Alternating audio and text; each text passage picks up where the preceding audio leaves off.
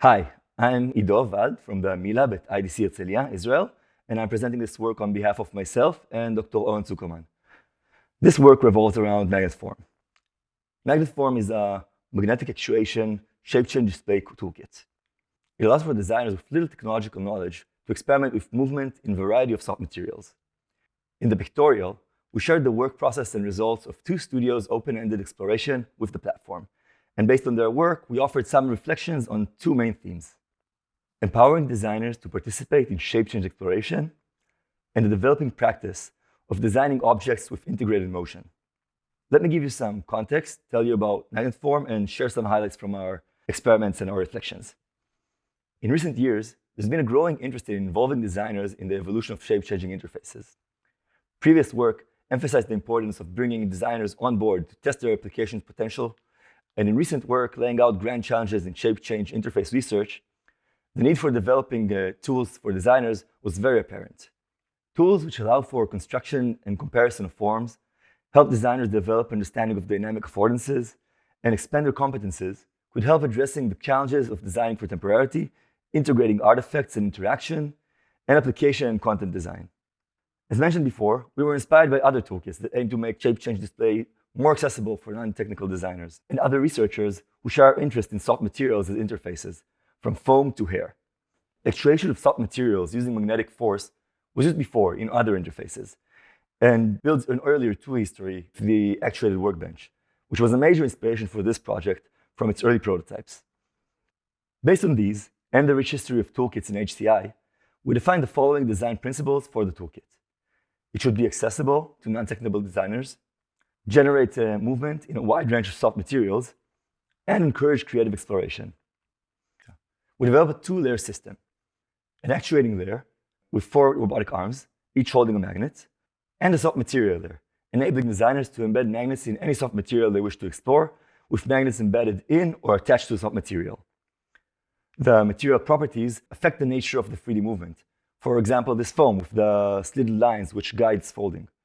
The platform was built as, well, a platform, also in the sense that it can accept very simple commands over serial communication, saying which magnet to move to what location in millimeters in its own quarter. This makes it simple to connect to other kind of interfaces beyond the one I'm going to show you now. We built the animation interface using processing, making it usable across platforms. Each of the dots in their quarters represents a magnet within its quarter of platform moving range, to which we limited the arm's movement to simplify the control. Moving these manipulates the platform in real time. And we've also developed a method for recording synchronous movements to all the magnets. Let me show you how. First, a quarter is chosen for recording in. Then, once the dot in that quarter is clicked on, the recording starts and stops when the mouse key is unpressed. When starting to record another quarter, the other ones already recorded play simultaneously. This allows for the designers to relate to the other moving elements without controlling all at once and still creating a very refined movement. Gestures can be saved, loaded, played, and the reset button sends all the magnets to their starting point of the animation. We give the system to 2 design studios for an open-end exploration for 15 days.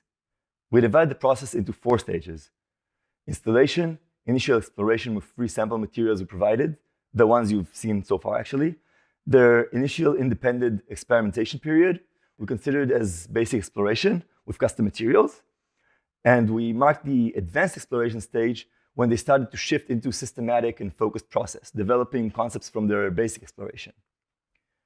We conducted semi-structured interviews at the beginning, middle, and end of each stage, and asked the designers to document their process following some basic guidelines in a shared online folder.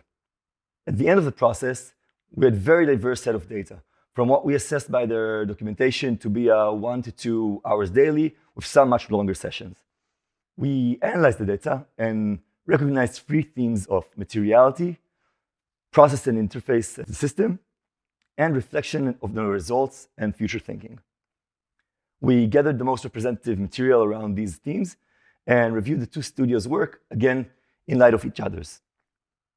I'll give you an overview of the studio's work, but we invite you to refer to the pictorial and supplementary video where you can find the process of each of the studios together with quotes from the designers and form your own impressions. Studio A are Mayan Fogel and Yoni Chechik. They studied industrial design together and now work as a team, mainly under their brand Seas. Their work involves physical product design with wood, various metals, and specifically brass. They make furniture, lighting objects, and luxury items, such as their very popular brass bracelets. Beyond that, Mayan does street stash restoration work with metal and bronze, and Yoni specializes in model building for architecture. The installation stage took 3 minutes, and their initial exploration took 15 minutes, after which they felt they were able to control the system and were ready to go on with their independent work. Their basic exploration stage was very intuitive, working with whatever materials they could find in their close surroundings and trying them out, like plastic glove from latex with air and water. They continued with balloons, styrofoam balls, first just a ball, and then within a plastic ball for generating a secondary motion. Straws and rubber band creating semi-rigid structures with soft joints, and a few paper-folded prototypes in various patterns. Tyvek and mixed materials design based on soft paper with polygons of hard material on top of it, which was what they chose also to take forward for the next stage of exploration. They want to achieve subtle and deliberate material movement to communicate a message, interested in how the folds change the 3D structure while reaching specific movements that they had in mind. Studio B is Emma Margarita Ernest. She is an interdisciplinary material designer. She holds a BA in visual communications, a MDes focusing on wearables and motion research studies, and also studied for an MA in integrated design. Her studio work involves mostly performance design and information design. In addition, she is a material researcher in a textile research design center, where she explores applications for new textile technologies. With Studio B, the initial exploration was very similar. She started by exploring movement with fabric she commonly used in her studio, interested in the different movement characteristics for each. But fairly quickly, she moved to a much more systematic exploration of movement. Influenced by her work process, both with data and working with choreographers, she designed a set of movements and classified them. Then, using a simple material, she formed herself a vocabulary. She tried a set of gestures on different materials to learn about their behavior, and a few manipulations as building a guiding wire grid. She moved to exploring more advanced directions, such as using mixed materials for characterizing movement, or functional elements like rising buttons in a textile, forming a narrative, and combining these with projections as a storytelling method. Following her exploration process, she created a graphic reflection of how she saw her process. After the experimentation, she wanted to keep the platform for a longer period. She was interested in developing a method that will allow her to design a material in relation to the movement, which led her to create several prototypes of a soft metamaterial textile. We separated the reflection to two overarching themes. The first being, what did we learn on designing systems to empower designers? Did our design satisfy our design principles? Did those principles prove themselves to be empowering for designers to contribute to the field? What design guidelines can we offer for other systems? Well, first of all, from an overview of the results, we noted the diverse range of materials used in various ways, some of which we do not recall being used in shape change. It's also apparent that the designers were able to leverage their own professional world of materiality, skills, and personal style in their designs. As such, we believe even our limited experiment with a very simple system shows how it's possible to harness designers' skills and knowledge to inspire the shape change community. Also, based on the diversity, we found the two-layer system encourages creative exploration with flexibility to generate movement in a wide range of materials. Designers were able to easily integrate the system into their practice and routine workflows, from finding place for it to learning how to use it and leverage it. From that, we take that accessible prototyping systems have the potential of finding their place in the designer studios, be used as design tools, and influence designers' everyday practice. We defined our guidelines for accessibility to be low cost, durability, small footprint, standard connections, cross-platform software, easily installed, and intuitive interfaces. The other question is, what can we learn about the practice of designing objects which include motion? How could the design process of shape-changing objects look like? And who would be the designers of shape-changing objects? Both studios were drawn to exploration of expressiveness in motion, expressing emotion or building a character. This might be specifically due to the soft and organic materials nature, but could also be a response to the strong expressive and social effects that autonomous movement have been shown to have even in abstract objects. Either way, it seems likely that expressiveness and character of shape-changing objects would play a big role in their design, and it's important to build design tools to support expressive gesture design.